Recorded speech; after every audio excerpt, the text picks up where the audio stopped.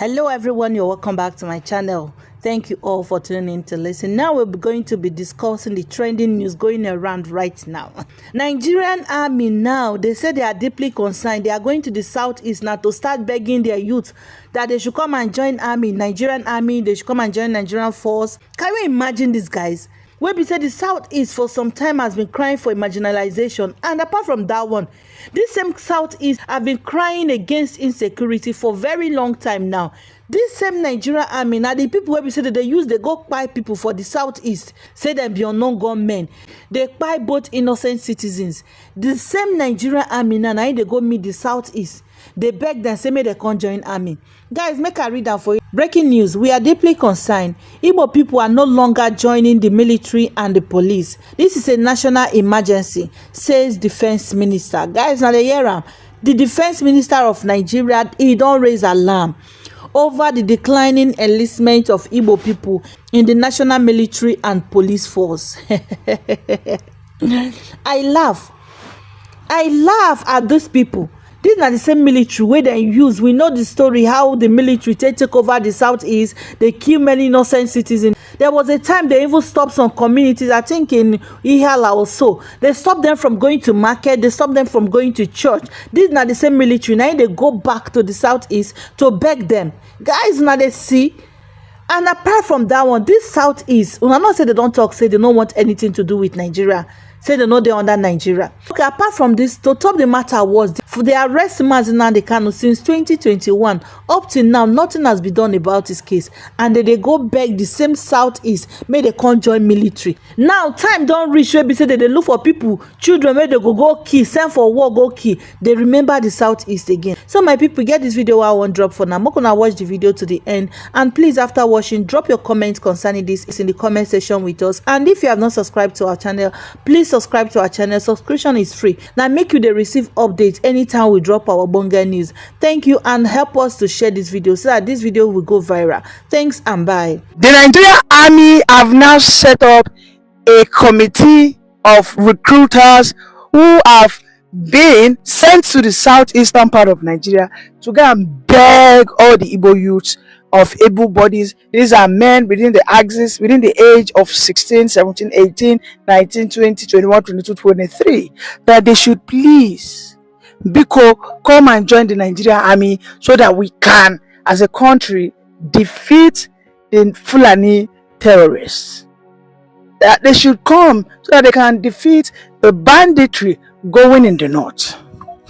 You know, the Nigerian army has gotten to a point of weakness that they can no longer hide it. Last year, the admission form was rolled out. About 20,000 slots was open for the southeast to join. I tell you, not more than 1,000 Igbo youths joined. And if we look at those Igbo youths that even joined, don't be surprised that some of them are not even domicile in the southeast. They are probably Easterners who stay in the north or in the southwest, because we know categorically today that virtually all the eastern youths are of the opinion that they will not have an hand or have anything to do with the Nigerian army, provided Mazi Nnamdi Kanu is still incarcerated. Let us watch the video of how the Nigerian armies are literally begging the Igbos, the male Igbos, the female Igbos, that people come and join us. And also, after you watch that video, if you're an Igbo youth listening, I also want you to watch what these Fulani elders have amassed. You see the volume of money. So that if you probably have a second thought, maybe you are thinking about it, should I join the Nigerian army? Maybe before you finally decide, I want you to see the amount of money that these Fulani bandits have also amassed. Let's watch the two videos together, and after that we'll continue our analysis.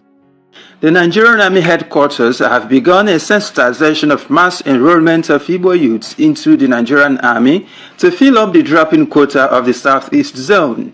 Today in Enugu, Army delegates are interfacing with local government chairmen, traditional rulers, a town union president, and leadership of the student union, echoing the importance and motivating the Igbo youths to join the Nigerian Army.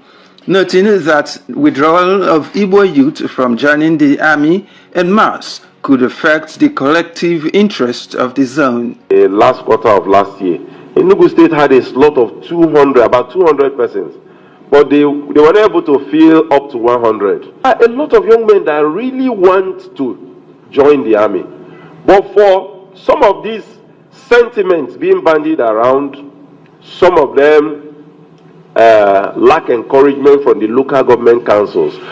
We have come to get the buy-in of the grassroots politicians, our royal fathers, to help us to raise these numbers so that Enugu State can fill up their slots. Stakeholders in their respective speech applauded the initiative and accepted to carry the message home, while urging the army to address fears of marginalization of the zone.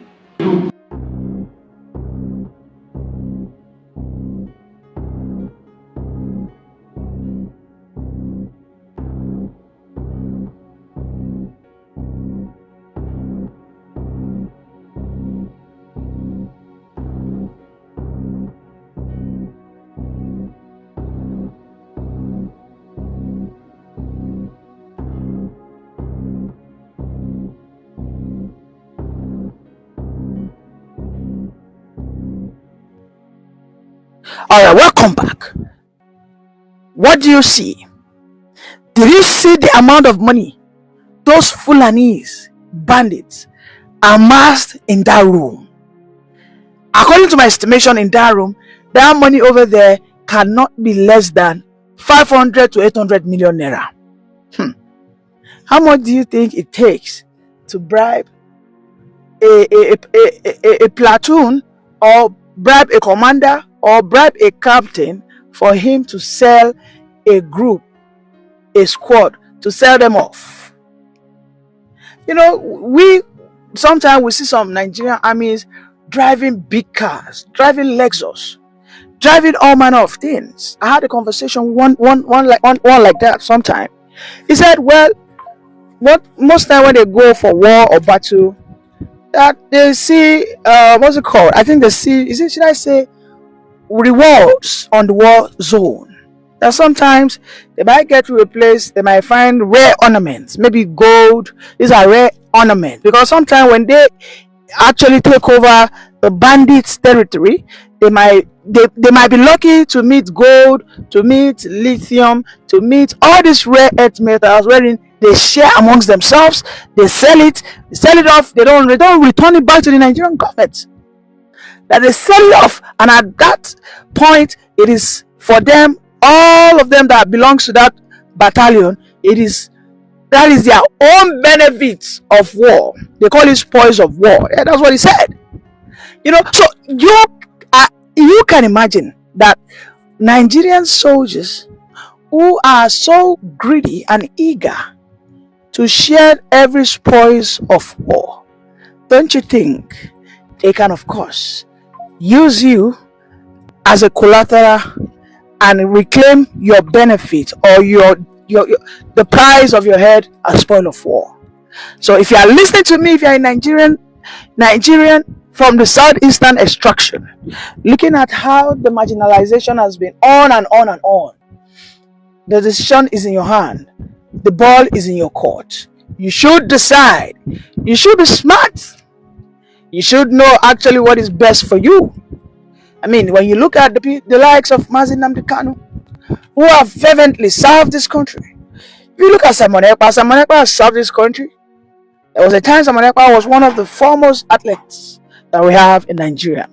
He went to engage in what we call the intercontinental competitions, and he came out in flying color. I think he came second thereabout. He had that full potential. There was a time he was about to get recruited into the Nigerian army before he got. So we can see the recent appointments of the president of the day, how there has been a very drastic marginalization of the Igbos, whereby some regions are getting 40 appointment lists, some are getting 45. The Igbos are only sharing a meager amount of 16 appointments. If you go into the Nigerian army, you must ask yourself, what are my chances of rising through the career as a military? Like, as an Igbo, how long do I think it will take me for me to become a general? So why should I engage? Or why should I risk my life? Because I know if I join the Nigerian army, I'll be the favorite that they want to send to the northern desert that has currently been infested by the jihadists. Why should I go and risk my life? That even if peradventure something horrible happens to me, my families that I've left behind will not in any way be duly compensated.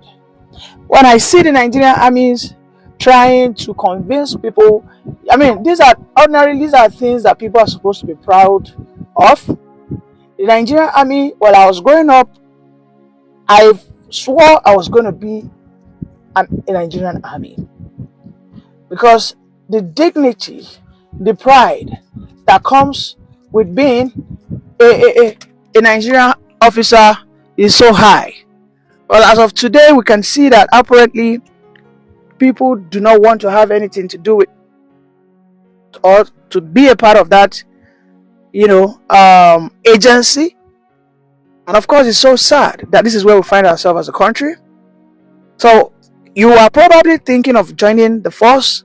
I want you to have a rethink, because the people that you want to go fight, the people that you want to go have a confrontation with, are so extremely rich that they can literally buy your way. They can buy you as a human being. They can bribe your superiors.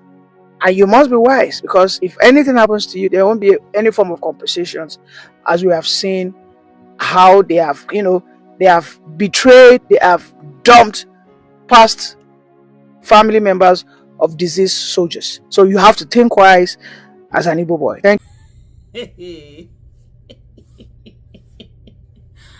Oh, very. This is not supposed to be funny in any way, but at the same time, it is funny. There are certain things that they are tragic, but they end up looking funny. This is one of them. The National Security Advisor's car has been stolen by criminals. Whether it's personal car, his office car. I'm trying to make it make sense. This is the person that's supposed to be advising the nation on securing lives and property.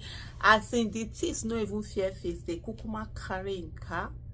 The first thing, like I saw a tweet that someone did, was to say normally, like, you expect cars that are from there. When they say the National Security Advisor, this is like a place where, high tech surveillance, all these, those kind of things that you see in film where they carry something. That's what you expect, those kind of things to be there. You expect them to have trackers, you expect them to have monitors, you expect them to have this listening devices. So your tracker, you can have those. You'll be listening to what is being said in the car. I mean, as far back as 2007-8, these things were already there that you can use commercially. I remember when I had my haulage business, I used to be a trailer owner, a transporter, and we transported goods from the north to south to Lagos, and Lagos to the north. We had trackers that you could put in. You could even listen to the conversation in the car while that was going on. So you expect the National Security Advisor's office to have all of this and even more, to the extent that a car was stolen, that they had to even inform the police. That tells you a lot. That they couldn't first of all shut down the car, because you're supposed to have trackers. You shut down wherever the car is, you stop the car, and then they will go and meet the car there and take it back. Don't be surprised in the budget now. All those things have been paid for. Monies are being collected probably every year to do something. Although National Security Advisor, they always tell that they don't want you to know anything, and they never share. Meanwhile, the FCT Police Command promptly activated a stop and search operation at various checkpoints across all entry and exit points in the capital city. Police authorities confirmed that investigations are ongoing and all efforts are being made to apprehend the culprits and recover the vehicle. The command said it had intensified efforts to track down the fleeing suspects and recover the stolen hilux. How did they know they are suspects? The way they say the fleeing suspects, as if they saw them, they saw the suspects, and then they now started running. You know, like when you are doing this car chase and all of that. You know, this sort of like, and it's easy to say that within the machinery of the National Security Advisor, they don't know how to track this. They have to, well, they have to involve the police and all of that. Hey, oh my God. Hey, the person you are waiting for to secure your property, never their own office, they never even feel secure their property finish. I'm really so surprised at least, because the least that you would expect from a vehicle from the National Security Advisor would be that it will have, you know, those trackers. It will have trackers that are going to ensure at any time where those vehicles are, at any time what they're being used for. But someone did say, I'll go to the comment and see what it is that people are saying. I know people can be crazy. Someone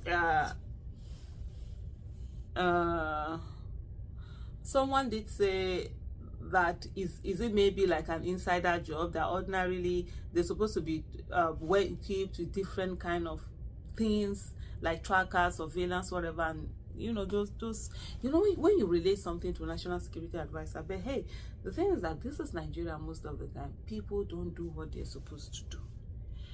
Aku says, I'm not a fan of APC, but this here calls for serious worry. This is not just sabotage against Ribadu or Tinubu's government, but that of the Office of the National Security Advisor, Nigeria's National Security Advisor. Udebok Gerard said, someone paid to protect us. This reminds me of a story I heard years ago from a friend who worked at a mental health facility. And then I think he went on to narrate the story. Let me read it out. He said, a healthcare support worker was assigned to monitor a patient during the night shift. The patient, however, pretended to be asleep, lying still and snoring loudly. Convinced the patient was deeply asleep, the worker dozed off briefly, assuming it was safe to rest. Suddenly, the patient sprang up, rushed towards the worker and demanded, why were you sleeping? You're paid to watch me. What if I hurt myself? Despite the worker's pleas for forgiveness, the patient reported him for negligence. This story makes me think, when someone is entrusted with protection, whether in life care or public safety, that responsibility cannot be taken lightly. Yet here we are, with those paid to secure Nigerians failing out their duties and even easily losing their own security vehicles. And then someone said, Ochichi said, a whole National Security Advisor of Nigeria. Imagine the level of information that will be in that heroes that ordinary criminals carted away with. The APC government is running our country like pepper and tomato market. God, when? The female Mazi said, even NSA, they face insecurity, so who is actually secure? When we keep telling these people that lives and properties are not secure, people are going through so much. Abuja, literally the theft, it has become something else. They say it's a lie, so maybe now he will believe that indeed this is going on. So Super Negro said, this is to show that there's no security in the country. If he leaves God safe, they for carry and join the healer. Like I said, this is something that is funny that is not actually, but say that eat back by the for carrier. Richie say ha ha ha, I laugh in Swahili, go reach everybody. And of course, Mohammed Amin Saad said, I'd like to believe all vehicles attached to these important people are tracked. Why do we always blame government for criminals' activities and don't forget to condemn the crime and offenders? Well, I think I'll end on this note and say to this particular person, because government is supposed to protect lives and properties, and as individuals, citizens of a nation, we give up of our sovereignty to be protected. They use our money. They control the wealth of the nation. They also must secure lives and property of the people. Thank you and bye.